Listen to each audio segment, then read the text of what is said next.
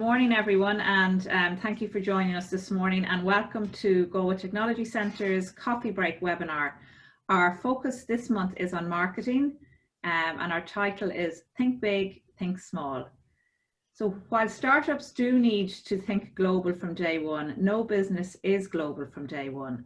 So we're going to look at the building blocks and the strategies involved in developing a compelling brand for your business, and how to use insights and data to drive effective brand strategies for a global audience. Today, we're delighted to be joined by Muireann Fitzpatrick, who runs the award-winning marketing consultancy practice MarketingCoach.ie. Muireann has worked for over a decade in marketing and brand management in multinational organizations such as Unilever and Intel. And since she started her business in 2011, she has trained over 10,000 SME entrepreneurs on how to use marketing and branding to grow their business. We're also delighted to be joined by Fergal O'Connor, who is the CEO and founder of GTC-based advertising technology platform Buy Media. Fergal has over 25 years experience working across all media types. Buy Media helps companies navigate the advertising minefield by leveling the playing field for SME advertisers and challenger brands who are competing on a national and international stage against the bigger brands. And today, Fergal is going to share recent insights and data from leading advertising and consumer research companies that help power the Buy Media platform and help SMEs make more data-driven advertising decisions and ultimately help them to grow sustainable revenue. So we're going to try and cover all of that in less than 30 minutes.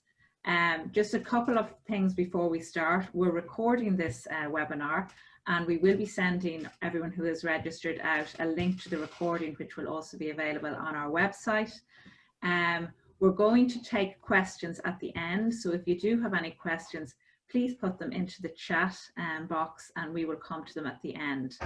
So without further ado, I think that's everything. Oh, we will also actually, I know Muireann and Fergal are going to run through some slides, so you don't need to be scribbling if you don't wish to do so. We will send a copy of the slides out to all of you who have registered as well.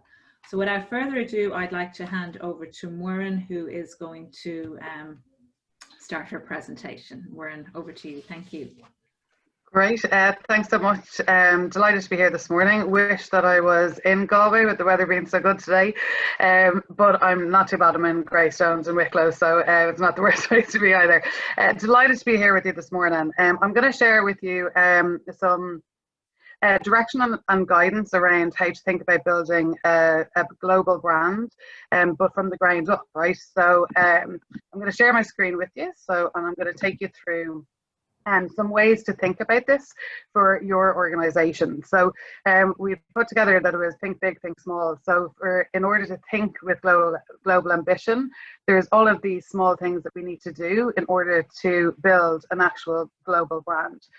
So I've worked with multinationals, as Niamh mentioned, and I've also worked with SMEs. So I'm going to share with you the insights from working on the two sides of that, and bring you the best practice from the large organizations and how you apply that when you're actually building the brand yourself.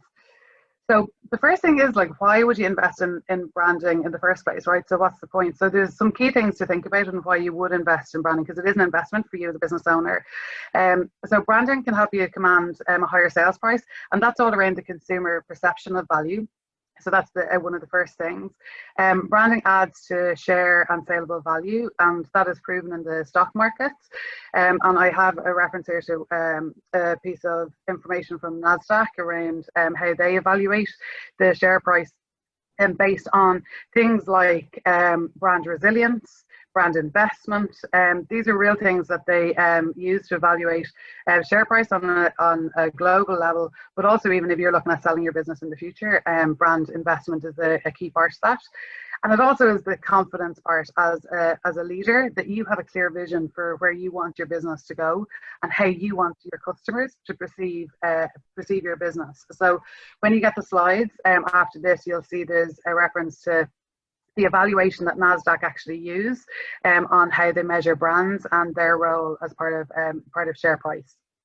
So one example of this I think was really interesting. There was there was a product designer in New York, and he was having this debate about whether or not branding was important or not. And whoever, it was over beer, like, and whoever he was talking to was like, oh, that packaging, that marketing stuff, it's a whole lot of bullshit, right? And he really like was like, well, that's actually what I do. That's like that's my job. And no, it's not. And I'm going to prove to you that it's not. It's not that. It does actually make a difference. So he designed these, which are the New York garbage cubes, okay? And what his theory was that actually design and packaging can impact on our perception of any type of product. And he was like, what is the lowest value product that you can have? And it's actually rubbish. So he started retailing these, and the price that he ended up being selling at, like if you just think of a figure yourself, how much it might be sold for, $50 or €50. That's what he was able to sell them for. So he was able to sell, people were buying rubbish off him, and the only reason that they were paying that was because of the packaging, essentially the branding. And he wanted to see if he could extend that further. So he got people to buy rubbish. What else could he do? And he ended up selling these, which you can see here. This is garbage from Dublin. So that was taken up on St. Patrick's Day. He started selling them. The one on the left is picked from New York, when the gay marriage referendum was passed over in New York that people could marry. And he was able to sell these pieces of rubbish for €100. So it just gives you a sense. Branding matters, right? Packaging matters. All of that feeds into that story. So if you feel that it is important, then what are the building blocks? So there's a couple of different ways to look at this, but this is what I describe as the brand fuel, and you can see this expressed in different ways. Like Unilever, for example, a company that I worked with for years, we express this as the brand key. I express it as the brand fuel, and it's the core elements that make up a brand. So here are some of the elements that make it up, okay? So it's all these pieces, which are, what are the core strengths of your business? What are the benefits, both functional and emotional, for your consumer? It takes into account what are the competitive and market conditions. So, you know, what are your competitors doing? Who is your target customer? And using insights. It takes into account these things like values and beliefs, giving people a reason to believe in your brand, discriminators, or what other people would call USP. It looks at brand image, brand personality, tone of voice, so things like your logo, all of that kind of stuff, the colors, all of that. And then really that's what you're talking about is then the brand essence that forms into. So what I'm going to do is I'm going to talk you through 5 tips out of all of these things, because you know I only have 10 minutes to talk to you. So I'm going to give you 5 tips on things that you can think about to build up this brand that you want to take onto a global level. So the first tip I have is what the title of it is think big to think small to go big. So that is where, even though you want to go everywhere, right? So you want to have a global brand, you want to, or if it's a national brand that you want, if you're just based in Ireland, there's that feeling of, I want everybody to buy off me, I want to go everywhere. But actually one of the key things that you can gift yourself from a brand perspective is to not go for the everybody campaign. It does not work. Fergal is going to talk about this in a bit more detail from a media consumption side, how this translates into your media and your channel choice. But it doesn't make sense from a marketing point of view to try and market to everybody, or to try and go, I'm going to market globally, I'm going to brand globally. You've got to start somewhere. And really that starting somewhere is you've got to pick someone, right? You've got to pick people that you're specifically targeting with your message, and that you can really serve really well for your brand. So I've just given this example of a brand that I've worked with previously. So Kianda are a brilliant business. They started off in New Frontiers in Dublin, and they automate processes for businesses. And you can see here, like, this is very much like a global presentation as such, that it's all about process, it's all about automation, and it's for any business, right? But actually, as a consumer, it's really hard to understand, what is it that you can do for me? If you talk to everybody, it's very hard to understand, what can you do for me?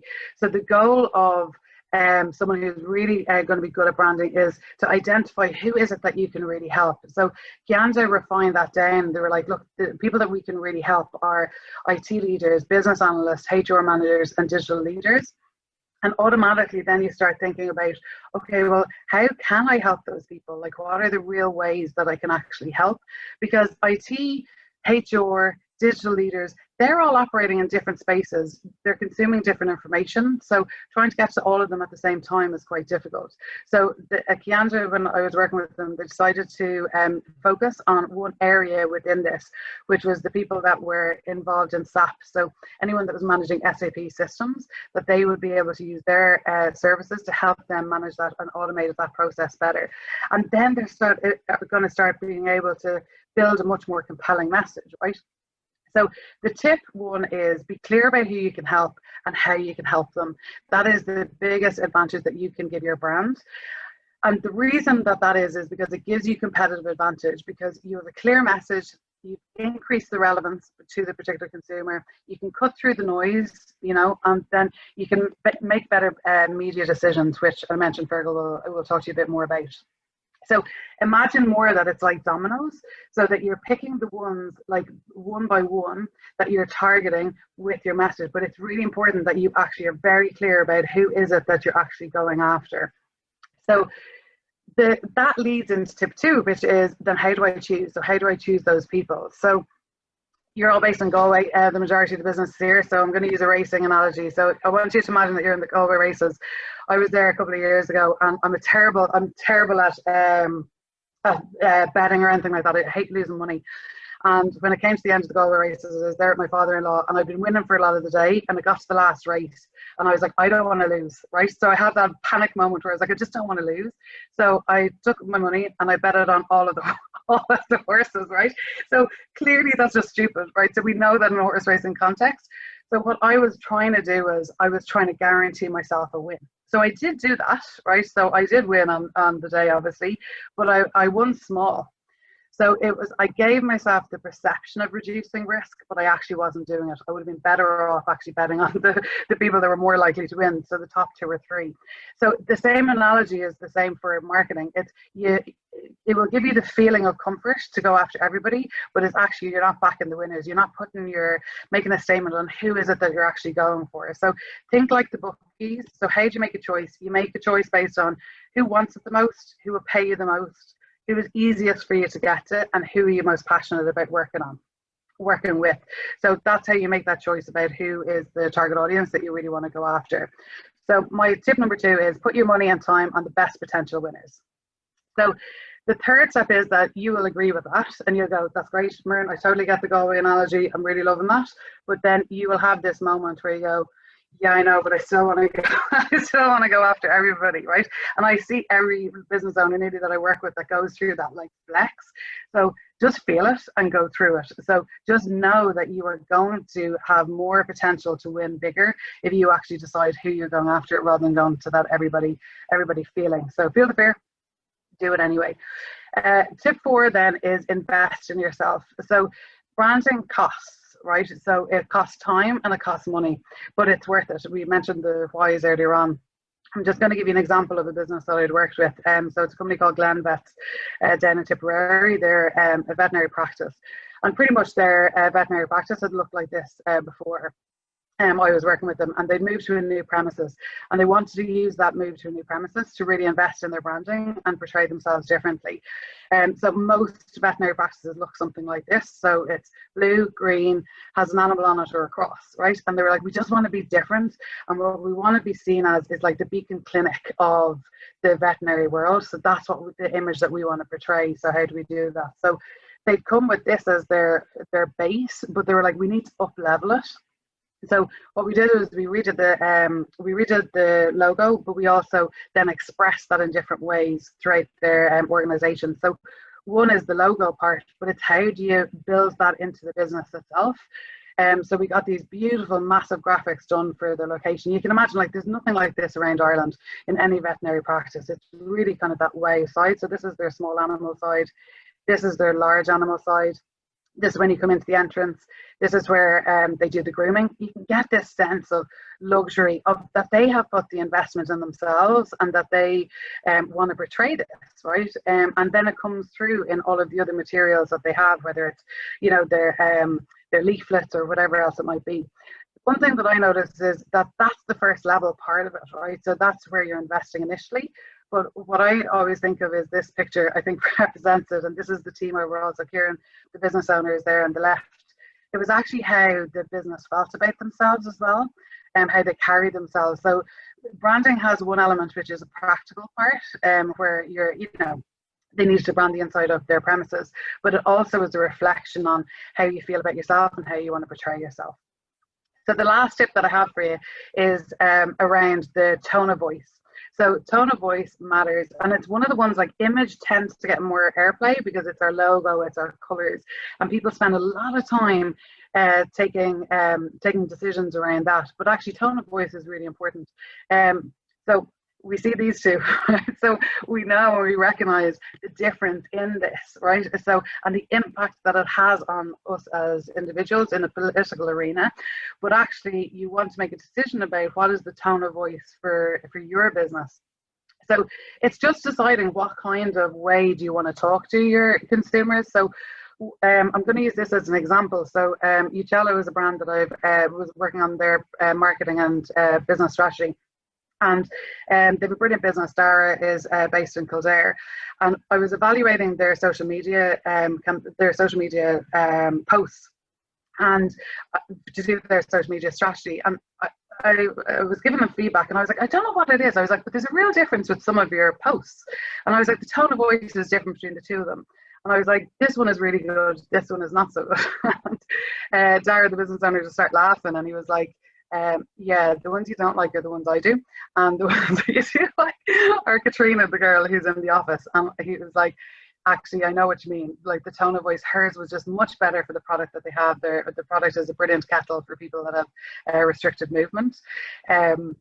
And I was talking to him yesterday, and I was saying, how are you getting on with the social media side? And he was like, would you believe, he was like, since March, I have not touched any of our social media because I know I keep kicking the tone of voice off for what their brand wants to represent. So it could be that you're the sage on the stage or the guide on the side. You just decide what is the tone of voice that you want to go for.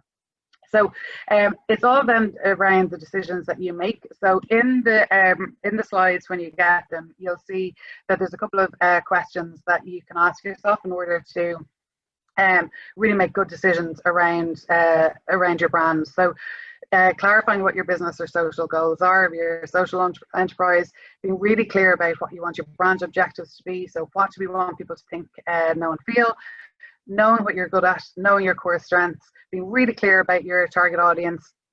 Once you're clear about your target audience, it automatically makes you much better at your key messages. So what you want to talk about, what is the tone of voice that you want to use, what is the look and feel that you want to have, what's the brand image, what is the channel strategy that you want to go for, so what channels should you choose, and what are the deliverables for all of this, so what is the outcome that you want.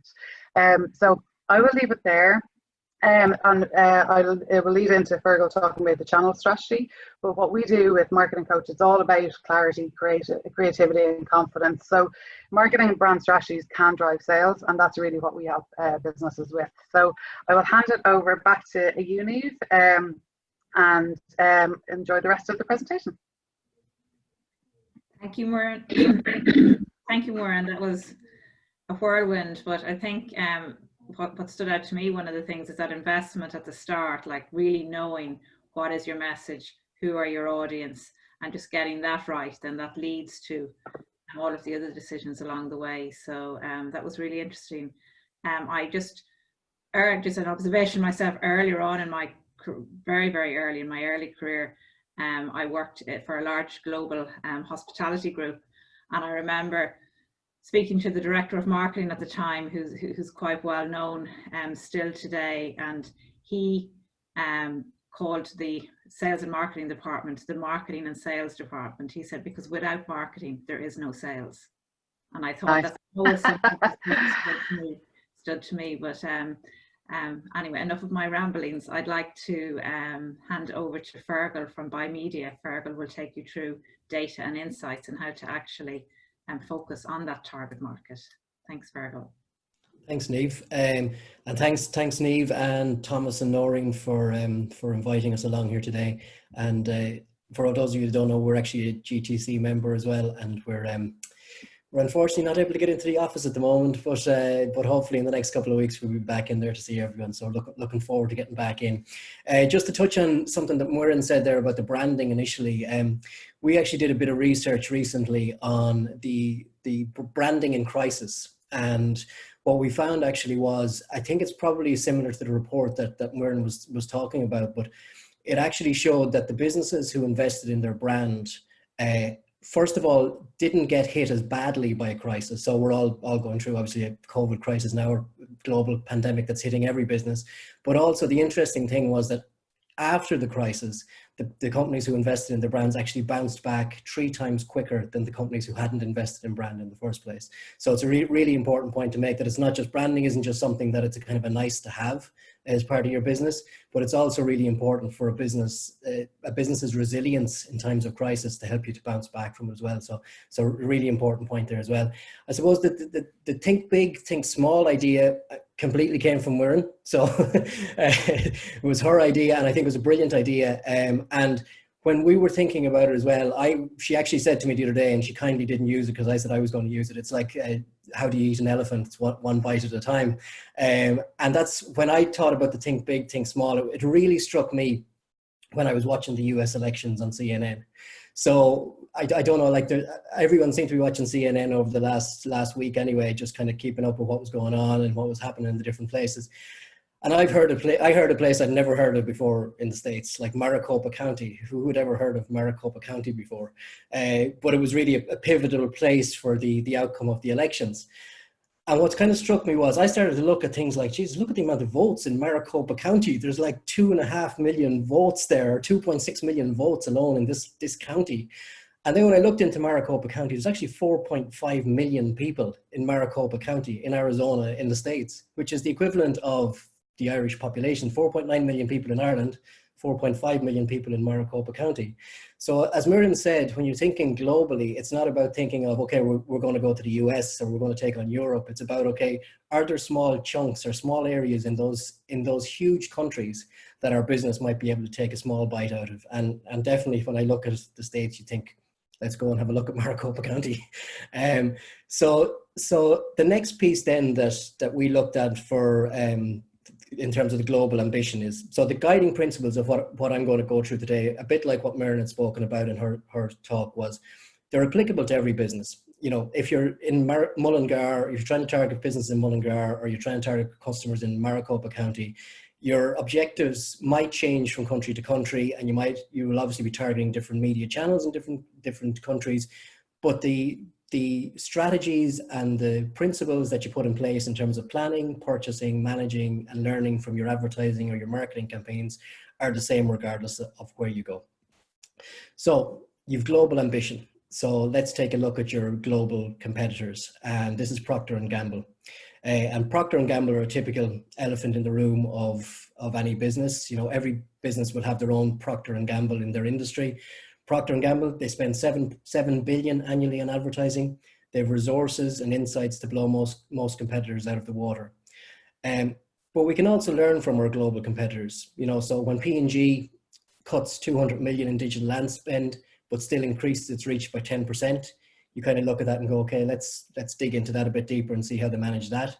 When P&G's sales jump as ad spending shrinks by using more data-driven marketing, then let's have a look at that and let's see how they've done that. So even though you can look at these competitors and say, oh, geez, we haven't a chance of competing against these big guys in our market, you can also use the strategies and the methodologies and the direction that they're taking in the market to actually help to guide your business, even though you may not have a 7 billion advertising budget. So now, if we turn the mirror back towards your own businesses, this is kind of what we generally see. We see the SME superhero. They may not be like the big Procter & Gamble Superman, but you've got, you know, agility and you've got other strengths that they may not have. And you've got a tough fight ahead when you look at all the unfair disadvantage that you have over your big brand global competitors. So as SMEs with global ambition, you're already pushing a pretty big rock up a hill. And without data-driven advertising, without insights, without a plan, without help, you're adding unnecessary weight to that rock. So look at the things that you can control. What are the levers of global growth that you can access? And how do we overcome the challenges that SMEs have when advertising. And as Einstein said, if I had an hour to solve a problem, I'd spend 55 minutes thinking about the problem and 5 minutes thinking about the solutions. But the mistakes that a lot of businesses, particularly business in tech and startup, make is that they jump straight into solutions without having thought enough about the problem in the first place. You know, we need sales. So let's do some Google AdWords. Well, are Google AdWords the most effective way to reach our customers and to help our business grow sustainably? Well, we don't really know that, but when we do Google AdWords, we get a spike in sales, so it must be good. So let's keep doing that sort of advertising. But if we keep doing that kind of advertising, this kind of on-off, quick hit type advertising, this is basically what you get. You get spikes and dips, spikes and dips, spikes and dips over a long period of time. And unless you invest in the brand building piece of your business, you never get that sustainable growth. So the yellow line here is your kind of digital sales activation type advertising that you turn on and off. The red line is then if you're combining brand advertising along with your sales activation or digital type advertising. So in the case of combining the two together, you get exponential growth. 2 + 2 = 5. The next challenge then is, how do we break down the budget between digital and traditional advertising? So we know that we have to try and do both, but how do we break them down? So the IPA Data Bank, which is a fantastic resource, has 5,000 case studies over 12 years, and it's across all different types of industries. And so you can break it down and look at particular tech industry, you can look at hospitality, you can look at services, and you can see what the best split is to achieve maximum effectiveness. And overall, in general, it works out that it's about a 60-40 split. And the 60-40 split is 60% of your budget should go towards more of the brand build advertising, 40% of your budget should go towards sales activation. So there's a real fallacy out there, especially, I suppose, in tech and startup industries, that we have to just invest in digital advertising all the time to try and drive revenue. But it's actually the opposite with digital or tech type businesses, because the easier it is for your customer to engage with you online, the more you should be investing in the brand of the business. And in tech business, it's actually, in general, it's a 60-40 split. In tech business, it should be a 62-38 split towards brand advertising over digital advertising. And this is evidenced by, you see the likes of Amazon, Google, Microsoft, all now advertising on the traditional types of media like TV. This is the Amazon Christmas ad that's, they're trying to get everyone to shop on advertising and kill all the small businesses, so don't do that. So we know what type of advertising. So now we know what type of advertising to do. We know how to allocate the budget. And the third key success factor when advertising is integration. So this means the ability to integrate your advertising across multiple channels. And why is that so important? Well, it's important because if you can integrate your advertising across 5 media channels, it increases the advertising return on investment by 35% over using one channel only. And in the world we live in, where a 1-second lag in website load speed time can cause 1.6 billion in losses for Amazon, a 35% increase in anything is hugely important for a business's growth and success. But the key from a competitive advantage point of view for you to know is in your business is only 8% of your competitors actually do the 5-channel strategy. So there's a huge opportunity there for you if you can integrate your advertising across a number of channels, that you'll outperform the competition and gain market share in your own market. I don't know if you recognize this guy. His name is Pat Phelan. He's a really straight talking Cork entrepreneur. He set up TrustDev in the early noughties, and he sold it in 2015 for 40 million. Pat was on a webinar with Dogs Patch last week, and he was asked what was the biggest mistake he saw startups make. Now, Pat has seen, bad products, he's seen teams, he's dealt with loads of VCs and investors. And of all the things he could have picked, he said the biggest mistake scaling startups make is not focusing enough on the personas within the business and the advertising channels that they use to reach those personas. So he felt that was the most important thing that startups and scale-ups fail to focus on. And so that's why before we allocate €1 towards any advertising, our software that we've built helps to pick the ideal persona for your customers. We then generate a media map for the persona against all the available media in your target geographic location, whether that's local, national, regional, or international. and the key thing to remember as well is, you know, I talk to a lot of businesses and they say, well, our target market is accountancy firms that have 10 to 15 people in them, and they have a very good kind of knowledge of what sort of businesses they're trying to target. What you must remember is that there's people within these businesses that you're trying to target, and the people within these businesses have behaviors, habits, interests, family, lifestyle choices, and they can be tracked and they can be matched against different media types. And we would use a combination of, like listed over here, the IPA, the Institute of Practitioners of Advertising Data Bank, the Kantar TGI Consumer Insights, Nielsen Insights, we use JNLR, we use BARB, we use JICREG, we use RAJAR. So we combine all these pieces of data and information together to ensure that we have the right target personas to create an in-depth media map of each customer segment for your business. It's a bit like using Google Maps. Our platform helps your business find your customers in the most effective and efficient way possible. And then what we basically then is we use the software then to take that persona and match it against the different media types. Our algorithms basically rank all the media types within your persona or your ideal customer to give you like a perfect menu or perfect ingredients when you're baking this marketing or advertising cake. Steve Jobs said, when we invented the personal computer, we created a new kind of bicycle, a new man-machine partnership.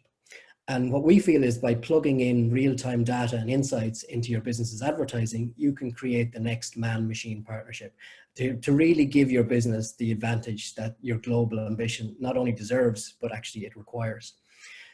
Consumers and media behaviors are changing all the time. They're in constant flux. You can do a report or research at the start of the year, and particularly now in the times of COVID, that can be changed in the next couple of months. So it's impossible for small businesses to keep on top of all this data and insights all the time. So what you really need to do is partner up with a team that you can plug in and out as you require to help you level the marketing and advertising playing field for your business. And even if your business feels you're doing the right things, it's always good to have a sanity check, check in with other people, bring people into the organization, say, are we actually doing this right? Are we wasting our budget? Are there opportunities we might be missing?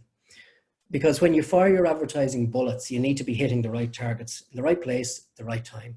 And you can only do this by obsessing over your target persona before you spend €1 on your advertising.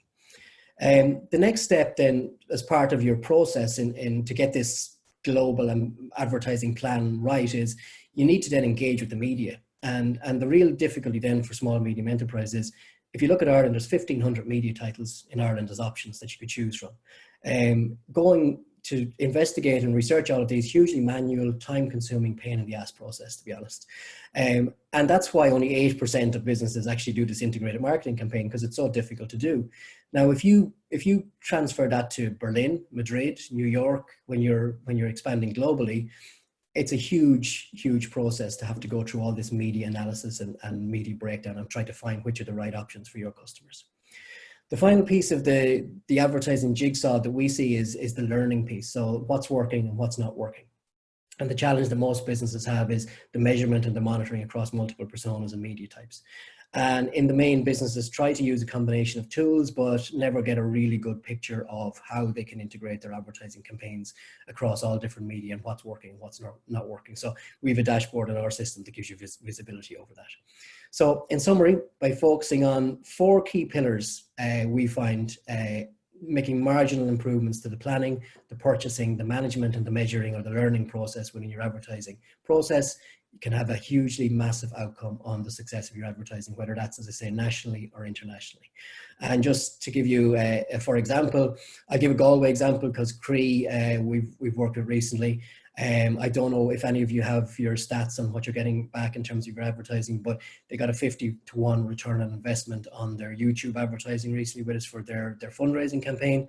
And to give you an international example, Tipperary Crystal were looking to break into the UK market, and we helped them to get a significant penetration into the UK market for Tipperary Crystal. Now, things I couldn't talk about because we just ran out of time, but if you have any questions on it again, this is a really important thing. Google did a report recently on behavioral biases that influence purchasing decisions and that you should have in your advertising.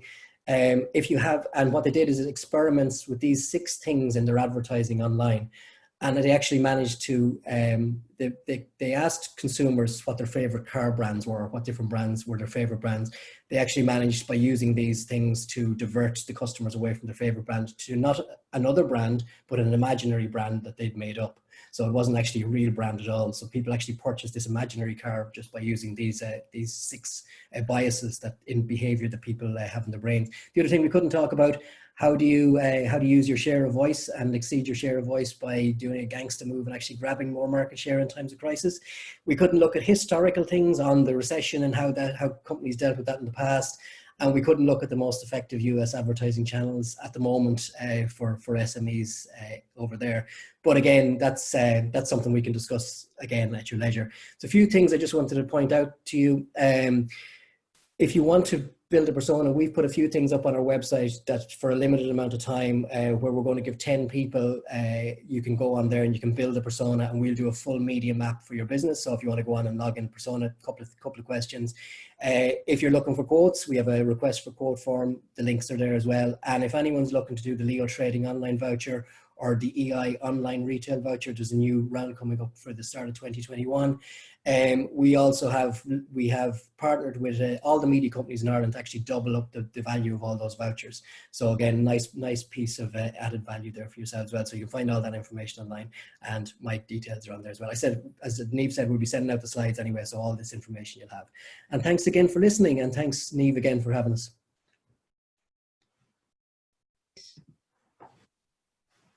Thanks a million, Fergal. That was a real whirlwind whistle stop, but there's an awful lot there, and you know, absolutely, I think we'll look maybe to get both of you back to do something that's more extended and maybe some more case studies and focus. But I suppose the key thing, one of the key things that I took from Muireann from your presentation is that it's the planning, knowing who you are, developing your brand, who are your target audience, and then that is the first step. But then Fergal, like, it's using the data, the insights, really building those personas. Who do you want to sell it? And then using that to actually be strategic in where you are placing your advertising. So yeah, no, it's really, really interesting. And I loved everything from Pat Phelan. I'm sure he'll be delighted to get mentioned here today, to Steve Jobs. So thanks a million for all of your time. I'm just going to see if we haven't any specific questions coming in. I think you've covered so much, and it's really good to know, Fergal, as well, that for those that do qualify with the Leo and with Enterprise Ireland, the online trading, that you are actually working with media companies there. So we will send slides out to everybody with all of those details after the presentation. Is there anything, Muireann, that you, following Fergal's comments, is there anything else that you observed or you'd like to say? Yeah, I think insights really give you confidence that you're making the right decision, right? And that really helps for business owners. Like I've been working with Fergal before we knew we were speaking together. We'd connected over a client of mine, and we had been making some media decisions.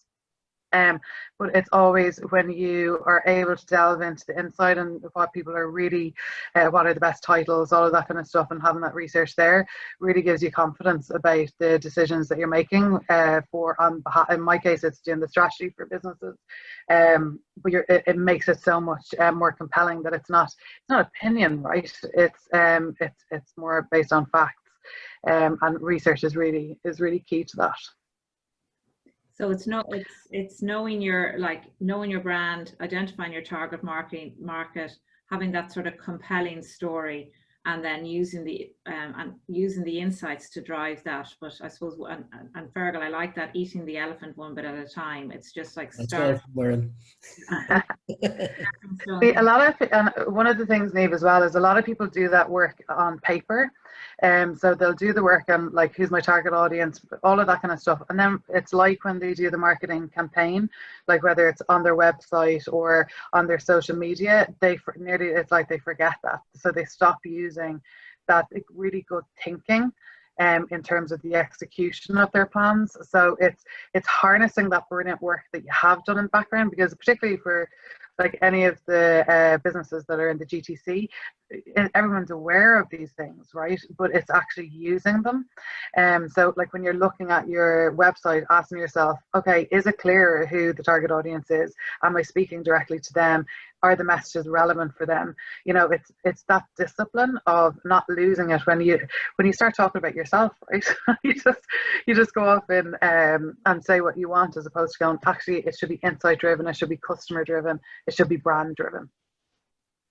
That's fantastic. And a couple of comments coming in. I have to say as well, I completely agree. Your presentations were excellent and the slides were really good. So we will send those around to everybody. So any parting comments from you, Fergal, before we wrap this up?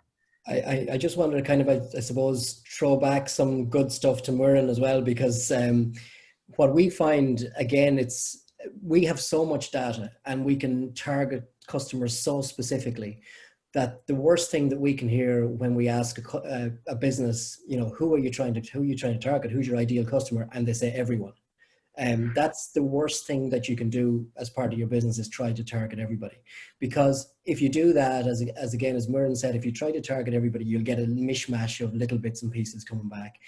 Whereas when you target a very specific audience, not only can we get the data that will tell you exactly where that audience are, so you're spending your budget much more efficiently, but also then you will get back a much greater return from that type of business, and your revenues will grow faster. And it's not that you're not ignoring the other markets. You know, you're not saying, oh, we don't want these customers, but you just have to, the more targeted and the more focused you can be on a specific customer, the better return you're going to get on your advertising and your marketing investment.